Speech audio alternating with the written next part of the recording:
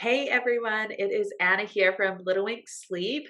I am very excited today to be chatting with one of my favorite doctors who I creep her account regularly because I'm a creeper like that and I'm still a parent and still always have lots of questions.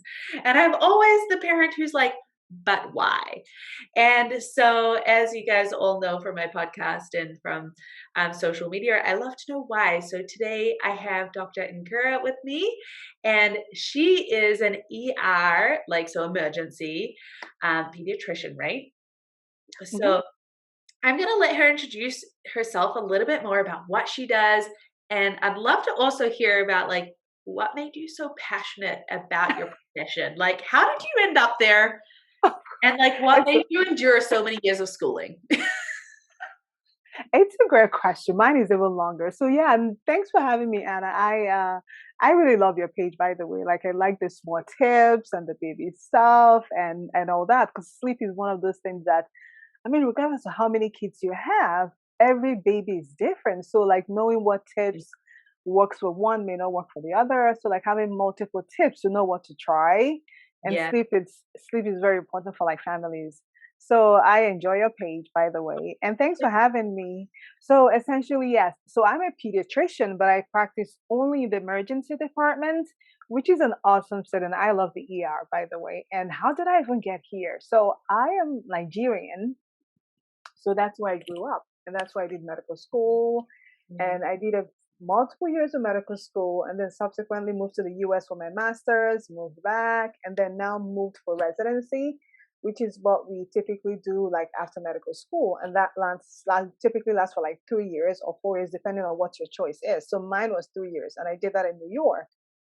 Wow. And years later, I've been working in the ER for the past 4, 5 years now, and I love kids, by the way. That's why I do this. So it's just that the ERP, being a pediatrician and the ER is a combination of like your love for kids, your love for procedures, your love for like prevention and injury prevention, kind of talking about like that part of education. I tend to see kids when they're injured or get sick.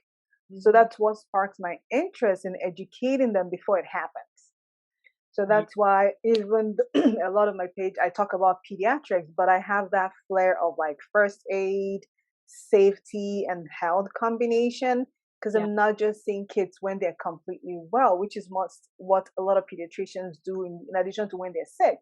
But the fact that I know some injuries happen, the fact that I know like a lot of families, not because they don't want to, don't really know first aid or what to do when an injury happens. So there's always that gap. So by the time they come to the ER, maybe they did it a little bit differently, or that I have to do the whole education in addition to taking care of them. Yeah. So that's what, like a little snapshot of what I do. I mean, having moved so much, I mean, I'm from New Zealand, came to Canada, so I have a Oh, travel yeah. bug. And so you must have a travel bug too. And the last couple of years must have like, Oh, I don't geez. it's been Yeah, they hard. tied me down. I'm like, I went to Mexico a couple of weeks ago. I was like, this is who I am. Oh my gosh. I went to Dallas on Sunday to Monday, and I was like, oh, I went on the plane. Oh, peace. Yeah. Something about being stuck in a small seat, knowing I that the world is something know. else. I know. It's just not. I'm not ready. I'm just like ready for this whole thing to be done. Like it's been Yeah. 2.5 years of like, yeah, Oh, I I miss am traveling a so lot. excited. That is so cool that you're able to see that like different perspective on how you can impact families in emergency. Like I know my family, like we've been really impacted by one emergency doctor when my daughter's elbow dislocated and he was like, this is what I want you to do before you come in next time. This is because when our older daughter pulls on our younger daughter, it can happen. Yeah. And it's amazing just how those like conversations actually hmm can change and prevent future injuries. Exactly. Because like no one told me about nurse's maid elbow or whatever you call it when I had a kid, Nursemaid. Yeah. laid elbow. Nursemaid. Yeah. Yeah. And that's the thing, like a lot of like, once you have the baby, the transition between you're done with the baby, you're going home.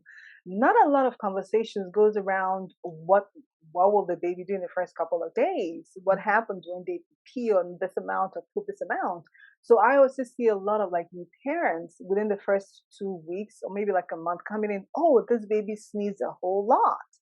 One, because the pediatrician is closed at night or maybe over the weekend, and they're like, what do I do? So they end up in the ER because of that gap. And it's always like, okay, let's breathe. You're doing everything right. Okay. It's okay. We Okay. had a friend take his baby to a It's doc to the emergency because she was born on a Friday, and the Saturday she peed dark brown. And he was like, "What's going on?" And the emergency doctor was like, "She peed." I'm really and I was like, like, "Oh, oh, sweet father, call me yeah. before you go to the emergency room next time." Yeah, but the thing is that there is no manual. No one, I feel like we're always so focused on the last days of pregnancy and when the baby comes. And at the end of 3 days, okay, here's your baby, and then you go home. Okay, so what do I do? Like, what am I supposed to do? So it's like in the ER, it's open 24 hours. So people just show up. Regardless of what the case is, it's supposed to be emergencies, but it's not always that because of like these reasons that we don't know what to do and all that. But that's why I like it because I can have like multiple different conversations in the same day from like a newborn to like a really sick kiddo. So the variety is really good. I like it. That's awesome. Like, the impact that you can have across the board, Hmm. really, it changes things for families. It does. So, what are the things that you're like, "Oh, man, like, I am so passionate about, like, this specific topic." Like, what lights your fire when a family comes in? Like, for me, when people like, "Oh, can you tell me about dream feeding?" I'm like, "Oh, sure." Is there, like, a topic that, like, when families come in that you're like, "I am so glad that you asked?" Ah, geez, it's so hard to pick. Like it's really so hard to pick. I think it's something centered around like injury prevention. Like Mhm. when they come in and like, oh, I realized, oh, maybe this kid, let's say a baby, and the baby accidentally rolled over and fell. And Yeah. they come in like honestly, they're really like overwhelmed and upset. And it's like, babies today, they don't know how to talk to more. They have like a million words, right? They Yeah. go from a 0 to 100.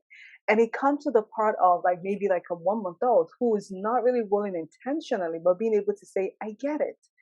Babies are different. They start to transition within minutes and hours. So, like a 2 month old may not be rolling today, and then the next day they're rolling around. So, I tend to tell them, hey, even if that's not the reason why they came, I tend to ask, oh, what do you do this at home? Because babies tend to change all the time. So, I use that as a teaching opportunity. Let me just tell you guys these are things. Do babies like having any signs of rolling over? These are things you want to make sure you're catching up on. Drop your crib settings, make sure you're taking the swaddles out, make sure around them it's not like there's no, they're not on the high bed alone, because I've seen quite a number of kids roll off the bed. And Yeah. so those are things like I just use that opportunity. It's like, oh, let's just have that conversation while you're here before you come back for that. So that's one of the things I really enjoy. Yeah, and I mean, it only takes like, if parents will say to me sometimes, they're not showing any signs of rolling. However, they do like lift up one foot over the other. And I'm like, yeah, that's a sign of rolling because like most of their weight is in their Hmm. hips. So all Here, it takes is like one flick yeah, of the head and the body will follow if those hips exactly. are aligned that way. Yeah, yeah, that's it. It's like not underestimating your kid's capacity. I know, and they're so like I know like parents that are so shocked. Like he was not doing that yesterday. I said, I completely believe you. I completely believe you because I know babies do that. So Yeah, they really do. I could be working with a client and one day they have one certain awake time, and then they have a big developmental leap overnight, and we have to change things up. I think that's a really important message that you're saying here for parents is like kids change rapidly mhm, and that we have to be preemptive, but that it's also okay that your kids change rapidly. exactly. Yeah. Yeah. It's okay. And that's why I always like tell families like don't be so hard on yourself when accidents happen, when you're being proactive and doing everything you can, right? Yeah. Because then you're trying to make sure the gates are up. I mean, as parents, we have a lot we're taking care of, or thinking about all the time. Mhm. So I want parents to know that even when you've done all you can and your child gets hurt, I feel like that parental guilt is so huge that even when the child is okay in the ER, I take like a significant amount of time trying to tell the families, it's okay. It's okay. You did great. It's not your fault. Because, when your child gets hurt, everyone, like, you always feel like it's my fault. What did I do wrong? And it takes a long time for them to get over it. So I Yeah. want you to know that kids, you can never watch a kid 100% of the time. You just have to do your part and just know that you're doing great. Know that you're doing great. That's one thing to know. Yeah. Like responsive parenting, like true attachment is like it's not that you respond 100% of the time. It's actually 70% because we don't have the ability No, to like mitigate no, every safety thing, like be responsive to every word, everything. And kids need independence. exactly. Yeah, Yeah. they do. Is there anything you like wish? I mean, we've talked a little bit about what about like parents like, let's be preemptive in those safety measures. Like it's okay that things go wrong. But for you, is there anything else that you're like, "Oh, I wish they knew this when they came in?" Let's see. Like like an aha moment I had as a new mom was like, "Oh, if the fever is solved by Tylenol, you don't need to take them in straight away." Oh, okay, I have one when it comes to the fever. I mean, now you mentioned fever. I want families to know that when it comes to fever, the number on the thermometer does not matter. It is not, unless your child is going up to like 106, 107, like a child having a 100.4, it's a fever. And having a 105, it's also a fever. And it doesn't tell you it's a viral versus a bacterial infection. What tells you is one, what the kid looks like after you've given some medication or after you like made them feel better, resolved, or what their blood tests show if we have to do one. Because that's another reason I have a lot of families coming to the ER. Oh, the fever was 100 yesterday and now it's a 105. It Right. doesn't, the numbers don't tell us a lot. What you want to look at is what does a child look like? Like a child that has 100.4 and you give medication and they're still laying around and looks really sick, needs to come in. But a Yes. child who has 105 and is actively running around the whole room, I do not necessarily need to see the kid in the ER. They can call the pediatrician. It Yeah. just means the way their bodies respond and make the height of the fever is different. It doesn't tell us it's bad. Yeah, because like, our bodies are created to have a fever Yes, to fight something. Like, exactly. it's a sign that the body's doing the right Right. thing. Yes. Yeah. So those numbers, I want you to know that those numbers don't mean it's bad. It doesn't mean bad. Just not me. No. And then the other one I want. I mean, this depends on the location. Like if you're having to take your child to the ER and it's for an injury, don't feed them. Okay. Yeah. See, I would pack probably, like, a day's worth of snacks in the diaper bag because that's how I would keep them tame and Yeah. anywhere. You can pack it, but don't feed them until they tell you to. The reason is when kids have injuries and we have to do a procedure, and some kids need like medication to make them a little bit sleepy and less anxious. And Yes. if they've had anything heavy or things to eat relatively recently, it might delay somehow because we want to make sure they're not going to choke. And when we say that, parents think we're being very mean because, when you don't feed a kid, they're like, you are starving my child. I know, but I'm trying to prevent you from staying longer in the ER. Yeah. And it's like, also your child's a good weight. I understand they're gonna be grumpy. Yeah, Yeah, hangry. Yeah, yeah, yeah. yeah. That is a really good one. I would not have thought of that because I definitely am like a snack packer. Like, all my friends know that the diaper bag is always Sunday at church, there's at least So 4 then, sauces in there. oh, that's good. So they know the good diaper bag to go into. Oh, yeah.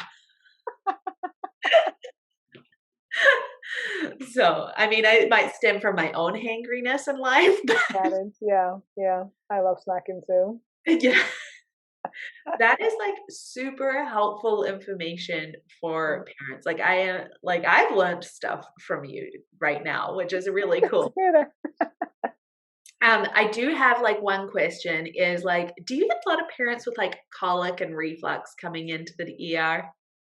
It's like when it comes to So there are three common things I see in the ER, maybe around like toddler age and younger. Well, colic for the newborns, reflux also for the newborns, and constipation. Oh, yeah. But colic and reflux, it's a lot because it. I mean, for colic, it's one of those things like you can't. You like, how do you explain it to the parents that you cannot necessarily give them medicine to make it go away? Mm. And it's one of those things that you do. They always want to figure this. You need an X-ray, like a blood test. I get it. I know. I've done this multiple times. I can tell you what it is based on the description and based on your timing. This is what it is. And Yes. then for reflux, it's one of those things you're always trying to convince the family that your child is not. They're not getting. I mean, they're not losing all the food they eat, right? Because it's Yeah. like always all the spit ups and like the discomfort. But as long as they're like gaining weight and most of the babies are not bothered with the spit ups, the parents are. That's like the description of spit ups. Like the parents are very bothered by it. But it's one of, yeah, we see that. I see that a lot, a lot, a lot. Yeah. Yeah. And it's true, like they don't spit up as much as they eat. And it's that bigger picture of have they gained? Exactly. Yeah. Yeah. Yeah.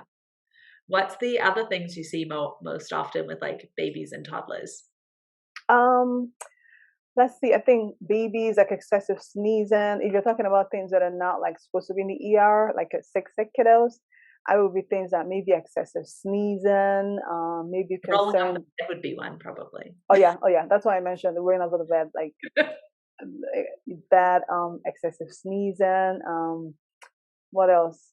Maybe let me see. Like always congested because this whole season, when it comes to the winter season, kids are always having. It's always like a cold back and forth.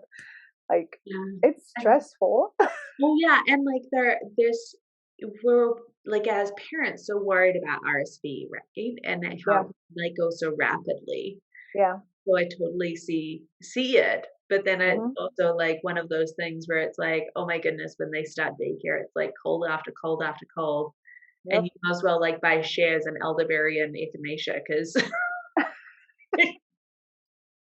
It's like, yeah, it's what that's one of the questions I ask families because when a parent tells me, oh my, I mean, we're seeing last week he had a cold, now he also has to go. Once I ask the question, do they go to daycare?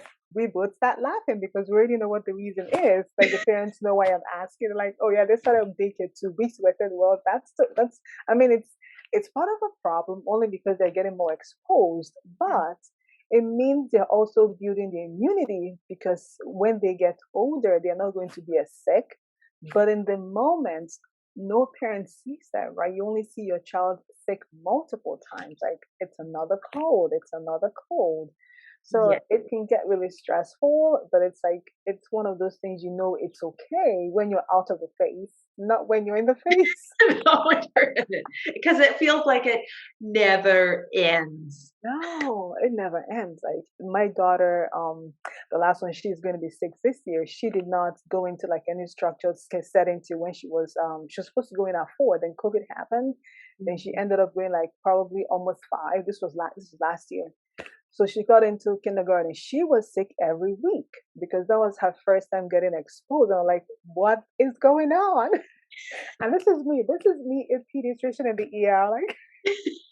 And you're like, "I need to mold mom brain and doctor brain right now because 'cause they're not connecting." No, it never connects. Like when he's your child, it does not connect at all. So it was like almost every week she was out getting tested for COVID all the time, and I felt really bad because like you'd have to test before you go back. So Yeah. like those, yeah, I felt really bad. But now she's doing much better. It took her probably like 9 months of like recurrent illnesses, and now she's getting it less because she's now been exposed to a couple. But at that time, like, what am I doing wrong, mom? Mom, you're doing right, but doctor, no. Like it's You're like, "I need to write a chart." Like, what would I say to a patient, and what am I saying to myself as a mom? yeah, it's so hard. Yeah, yeah. It is. Well, no one wants to see their little one uncomfortable or in pain, Hmm. and unfortunately, it's one of those things that happens in life, that Exactly. Yeah. that's where I'm glad there's professionals out there like you who are willing to Mm. take that time and be like, "Hey, like, there's ways to prevent injuries, but sometimes they happen. Yeah. Like, there's ways to prevent RSV, however colds happen, you know? Like, Exactly. Hmm. yeah. Yeah. So I'm really, really grateful for you sharing with us today. Thank you so much for spending Of time course. Yeah, of and course. sharing and chatting. And where best can people find you? So I'm like mostly on social media. I am on Instagram. Well, have been away from TikTok for like a few months now because I was getting way too distracted. Like you get on TikTok, I'm just like scrolling through, Oh, yeah. but I'm going I'm going back I'm going back like next week. But it's the same social media, the same apps. Doctor underscore and my first initials and my last name full. So Norajiaka Awesome. on both We'll make sure Instagram, that TikTok, we and Twitter. We'll make sure that we link you and the bottom of the description as well so everyone can find you because it Yeah, is like what you're putting out is so helpful to parents and it's just so relatable. Like I felt like I was already your best friend even before I chatting know. with you. I'm like, oh yeah, we're friends. Like Of course we are. and I'm like, my husband's like, you're so funny. There's like some people on Instagram where you're like, well, I'm like, they're just so relatable. Like I know we'd be drinking wine if we were in the same town. Of course, yeah, definitely. That's the thing about like social media. I mean, a few days ago, I finally met someone I met on social media. Like, I was so excited. Like, I was like giving hearts, and my husband was like, "Wait, where do you know her on my first social media?" Yeah, and he's I like, was like, "This is a whole nother type of weird." That's okay. Yep, it is. I'm okay with my weirdness, and it's fine. Well, thank you guys so much for listening today, and, as always, you're welcome to reach out on Instagram. I legitimately do answer my DMs, and, yeah, reach out on Instagram. If you need help with baby sleep, make sure that you reach out as well, and, make sure you go over and give Dr. Nkeiru a follow because she is going to be helpful for your parenthood journey. That is for sure. So we'll chat to you guys soon. Bye. Thanks for having me. Hey there, Mama. Are you feeling exhausted, frustrated, and just a little defeated? I hear you, and I've been there. And thankfully, I can help. Let's teach your baby to sleep. I'm talking 10 to 12 hours of sleep each night. Little Wink's Sleep Sleep Baby program uses a science based, gentle, parent present approach that fosters healthy attachment while teaching independent sleep skills. We don't believe in letting your baby cry it out.